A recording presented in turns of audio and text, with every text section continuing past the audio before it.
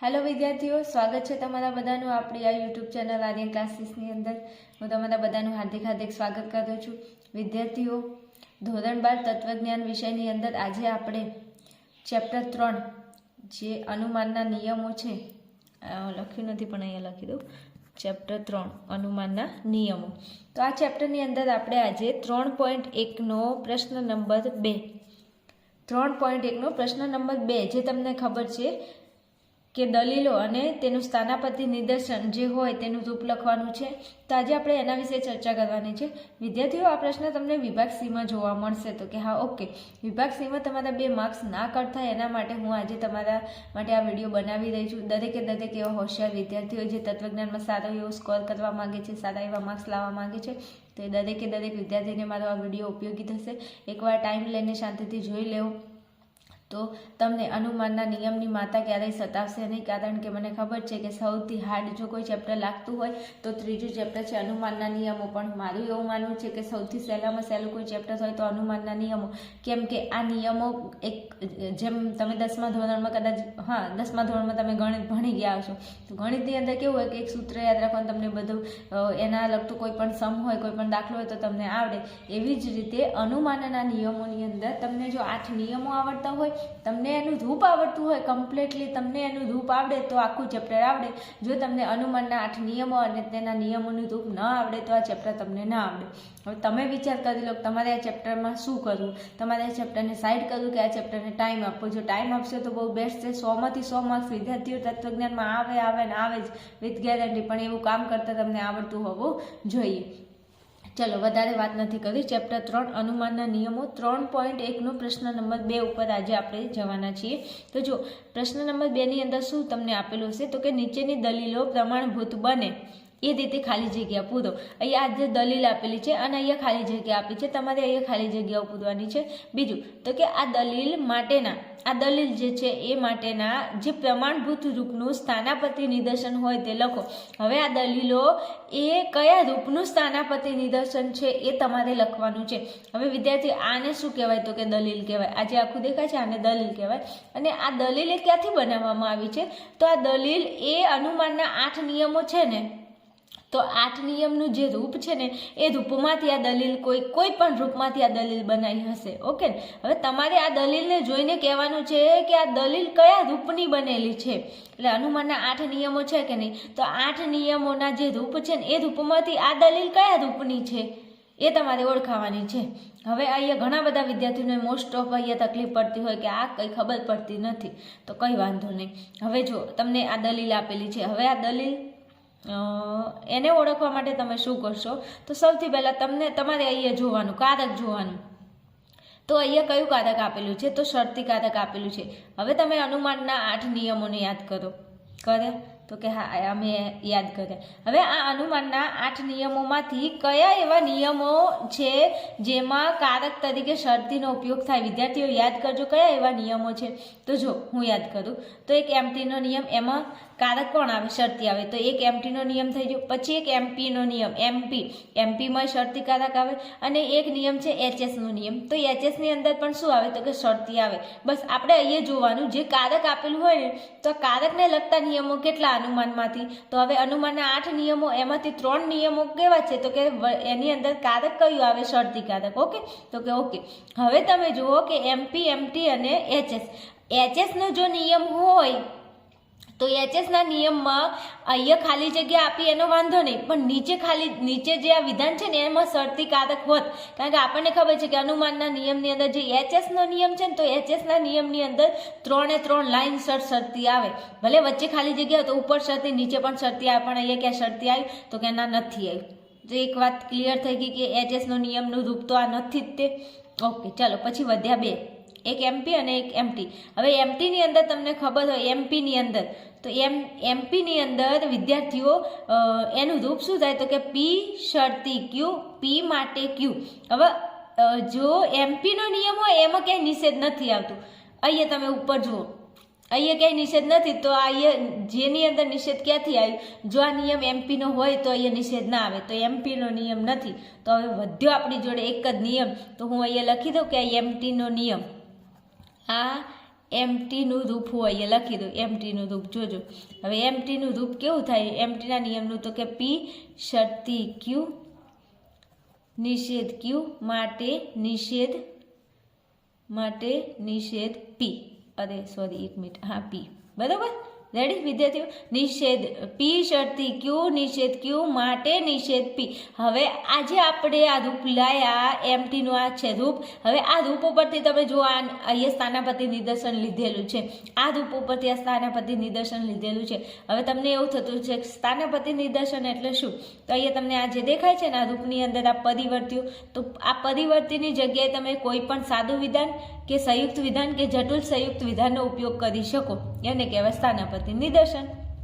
હવે અહીંયા જુઓ આ પી છે, તો આ પીની જગ્યાએ સ્થાનાપતિ નિદર્શનમાં અહીંયા જે મૂકેલો છે, તો આ જે છે પણ આ રૂપની અંદર જો તમે આને ગોઠવો તો આને તમે શું કહી શકો? પી.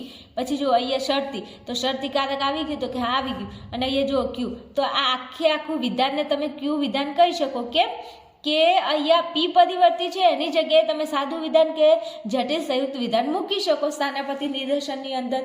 તો હા મૂકી દીધું. જો અહીંયા પી શરતી ક્યુ, હવે અહીંયા શું આવશે? નિષેધ ક્યુ.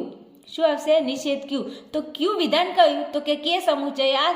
તો કે વિધાનનું તમારે શું કરવું પડે? નિષેધ કરવો પડે. કેમ કે આ એમટીનું રૂપ છે અને એમટીના રૂપ ઉપરથી તમારે અહીંયા ખાલી જગ્યા પૂરવી પડે. તો એમટીના રૂપમાં શું કરશે? ક્યુનો નિષેધ. તો આપણે ક્યુમાં કયું વિધાન છે? તો કે સમુચય આર. તો કરો નિષેધ કે સમુચય આર. આ તમારો જવાબ. જો કેટલું સહેલું છે.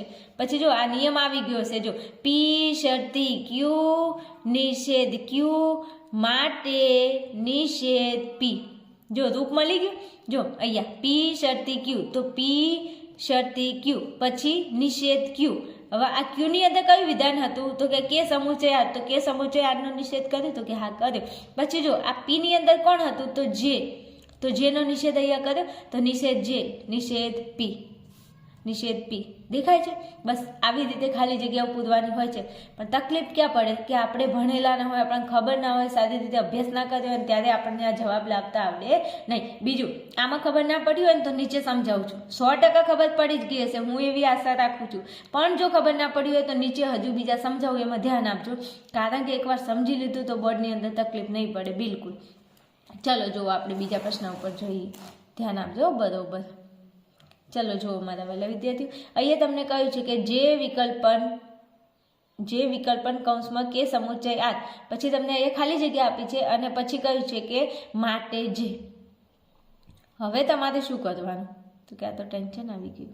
કેમ ટેન્શન આવી ગયું? કઈ વાતનું ટેન્શન છે? કોઈ વાતનું ટેન્શન હોવું જ ના જોઈએ. હવે હું અહીંયા કયા નિયમને યાદ કરું તો અહીંયા મારે ખાલી જગ્યાનો જવાબ આવે. તો તમારે નિયમને યાદ કરવું હોય, નિયમનું રૂપ લાવવું હોય તો તમારે પહેલાં કારક ઉપર નજર કરવાની. આવું મારું માનવું છે. હું તો આવી રીતે સોલ્વ કરું છું, હું તમને એવી રીતે શીખવાડું.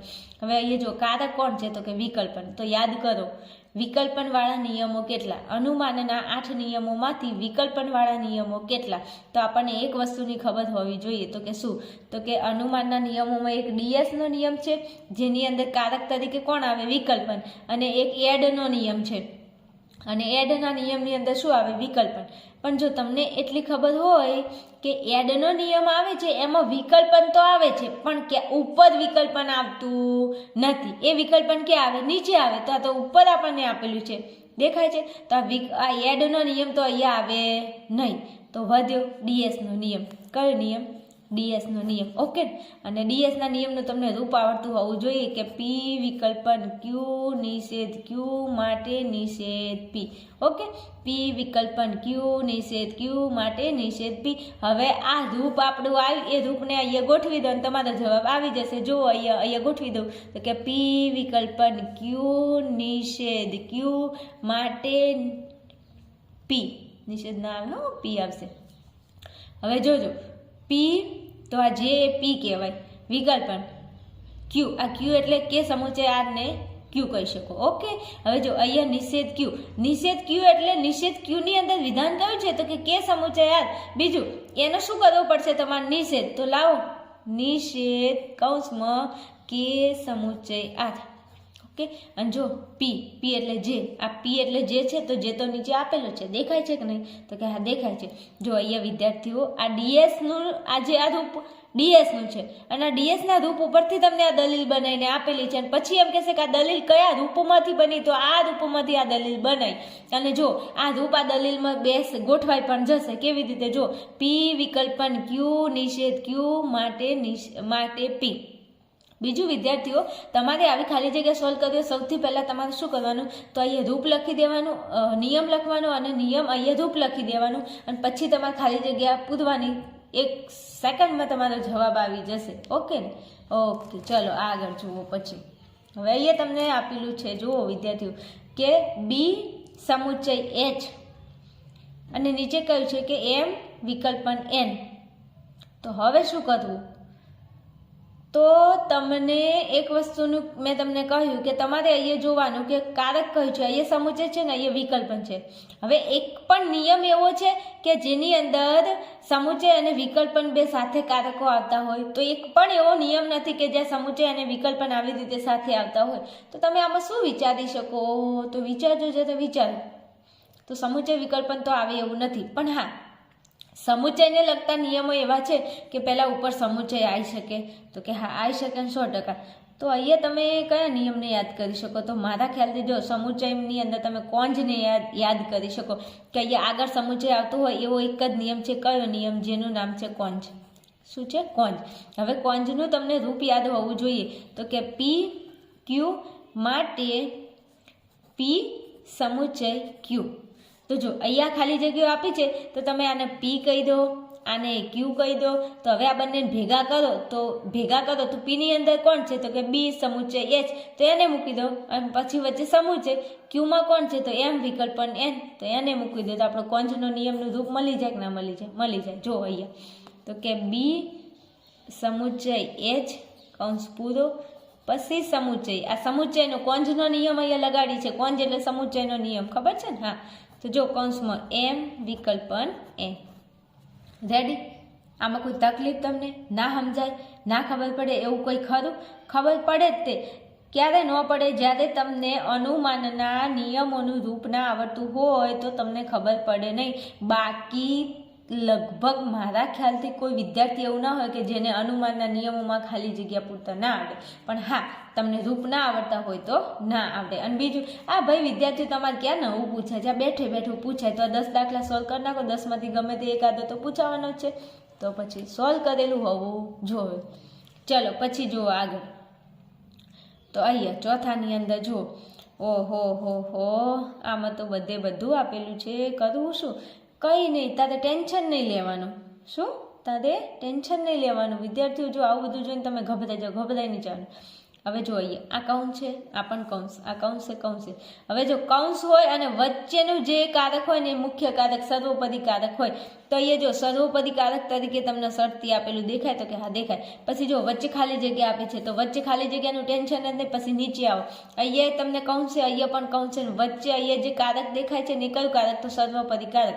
હવે જો કયો એવો નિયમ છે જેમાં શરતી આવે કારક તરીકે? તો કે એમપીનો નિયમ છે, એમટીનો નિયમ છે અને એચએસનો નિયમ છે. ઓકે, એક વસ્તુની જો ખબર હોય ને કે એમપી અને એમટી. એમપી એટલે પી શરતી ક્યુ, પી માટે ક્યુ. તો એની અંદર નીચે કોઈ જગ્યાએ શરતી આવે કારક તરીકે? ના, ઉપર જ આવે એકવાર. પછી એમટીનો નિયમ, તો એમટીના નિયમની અંદર એમટીના નિયમમાં રૂપ શું થાય? તો કે પી શરતી ક્યુ નિષેધ ક્યુ માટે નિષેધ પી. તો એમાંય ક્યાંય નીચે શરતી આવતું નથી, ખાલી ઉપર જ એક જ વિધાનમાં ઉપર શરતી આવે. તો અહીંયા તો ઉપર પણ શરતી છે ને અહીંયા નીચે પણ શરતી છે. તો એક એવો નિયમ છે જેનું નામ છે એચએસનો નિયમ. અને આ એચએસના નિયમની અંદર તમને ખબર છે કે 3 શરતી લાઇનસર આવે. તો કે પી શરતી ક્યુ, પછી અહીંયા ક્યુ શરતી આર માટે અહીંયા જો પી શરતી આર, પી શરતી ક્યુ, ક્યુ શરતી આર માટે પી શરતી આર. ઓકે. હવે અહીંયા તમને અહીંયા જો આ શરતી તો કે આ શરતી, અહીંયા નીચે શરતી તો આ નીચે શરતી. તો હવે વચ્ચે તમારે ખાલી જગ્યા પૂરવાની, તો આ વચ્ચેનું વિધાન તમારે ખાલી લાવવાનું છે. દેખાય છે ને? તો વચ્ચેનું વિધાન લાવવાનું છે. તો કે હું આ અહીંયા લાવું ક્યાંથી? તો ટેન્શન લેવાની જરૂર ક્યાં છે? અહીંયા ક્યુ ક્યાં છે? તો કે આ રહ્યો ક્યુ. તો ક્યુ પહેલા નંબરમાં કઈ જગ્યાએ? તો આર. બીજું અહીંયા આર છે, તો આર ક્યાં છે? તો કે આર નીચે છે. તો બસ એ બંનેને ઉપાડીને મૂકી દો ને. તકલીફ ક્યાં છે? તકલીફ કોઈ જગ્યાએ નથી, પણ એકચ્યુઅલી આપણને ખબર નથી હોતી. હવે જો આ રૂપ છે ને એને પહેલા અહીંયા ગોઠવો દલીલમાં. આ રૂપને તમે દલીલમાં જવા દો. તો અહીંયા પી છે, તો આ આખું વિધાન છે ને એ પી વિધાન કહેવાય. પછી આ શું છે? ક્યુ. તો અહીંયા શું આવશે? ક્યુ. આ દલીલમાં આ ક્યુનું સ્થાનાપતિ નિદર્શન છે. ચલો, તો આ આખાને કહેવાય પી, આ આખાને કહેવાય ક્યુ. આવી ગયું, આવી ગયું. પછી વચ્ચે ખાલી જગ્યા છે, તો વચ્ચે હળી નહીં કરવાની, વચ્ચેનું બાકી રાખો. પછી નીચે જો પી ક્યાં છે? તો કે આ પી. તો આ પી. આવી ગયું, આવી ગયું. અને જો આ આર, તો ક્યાં છે? આ રહ્યું આર. આવી ગયું, આવી ગયું. હવે તમારે જરૂર શાની છે મને એમ કહો? તો કે અમારે વચ્ચે ક્યુ જોવે ને આર જોવે. તો જો આર અહીંયા છે, ઓકે, અને ક્યુ ક્યાં છે? તો કે આ રહ્યો ક્યુ. તો પહેલા ક્યુ આવે તો લખો ક્યુ. તો ક્યુની અંદર શું છે? તો કે ટી સમુચ્ચય ડબલ્યુ. મૂકી દીધું. હા, હવે વચ્ચે તો આપણને ખબર છે વચ્ચે તો શું હશે? શરતી. તો વચ્ચે તમારે મૂકી દેવાનું શરતી. અને હવે આર જોવે. આર ક્યાં છે? તો આ રહ્યો આર. આ શું છે? આર. તો મૂકી દો જી. મળ્યો જવાબ? જવાબ આવે કે ના આવે? આવે. આ બધું કરવું પડે તો આવે. જો પી શરતી ક્યુ, ક્યુ શરતી આર, માટે પી શરતી આર. આ રૂપ આવી ગયું. પહેલા તમે શું કરો? દલીલમાં આ દલીલ કયા રૂપની છે ને રૂપ શોધો. પછી રૂપને અહીંયા લખી દો. આ રૂપને પછી તમારે અહીંયા ગોઠવી દેવાનું. અને ગોઠવીને પછી શું કરવાનું? તમારે જવાબ લાવી દેવાનો. જવાબ આવી પણ જશે. ઓકે ને? તો કે ઓકે. ચાલો પછી આગળ જઈએ. જો પાંચમી દલીલ આપેલી છે તમને અહીં દેખાય છે? હા.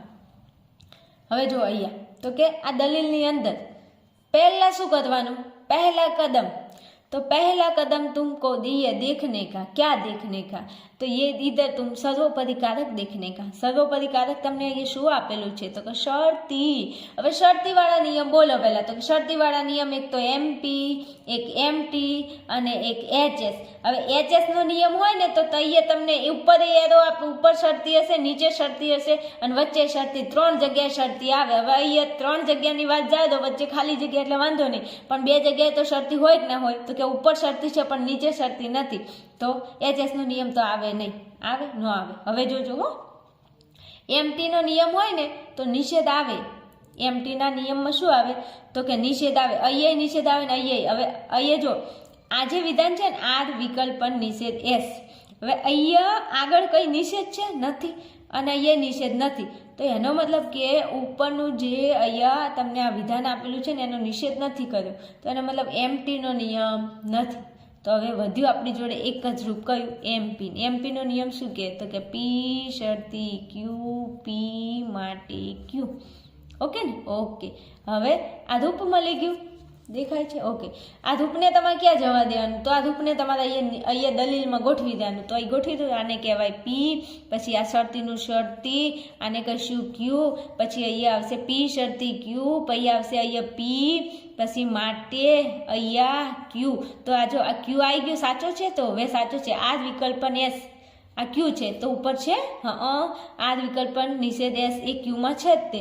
તો અહીંયા પી આવે. અહીં શું આવે? પી. તો પી વિધાનમાં પી જો સ્થાનાપતિ નિર્દેશન, પીનું સ્થાનાપતિ નિર્દેશન આ રહ્યું કે નિષેધ પી વિકલ્પન નિષેધાર, તો એને મૂકી દો. નિષેધ પી વિકલ્પન નિષેધ આર. આવી ગયો આપણો જવાબ. આવે કે ના આવે?